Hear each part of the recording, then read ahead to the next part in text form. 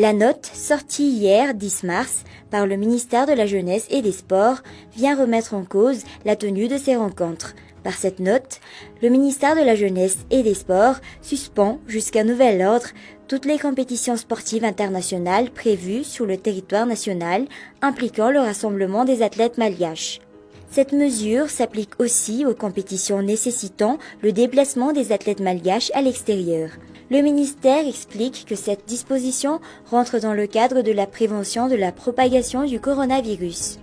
La Fédération malgache de football, par le biais de son secrétaire général Ranzama Atouv, fait savoir que prenant acte de cette note ministérielle, elle a déjà informé la Confédération africaine de football, CAF, et la Fédération internationale, FIFA, de la situation à Madagascar. Les réponses des instances continentales et mondiales du football sont donc attendues dans les prochaines heures. D'après toujours Ranzama Atouv, la même note ministérielle évoque des cas spécifiques pour lesquels il sera quand même possible d'organiser les matchs en question. Il faudra pour cela respecter les mesures de précaution mises en place par les autorités sanitaires nationales et internationales.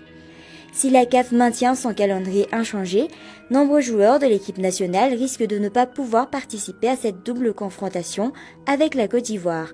La FMF refuse à ce stade de considérer la situation des Barilla au cas par cas.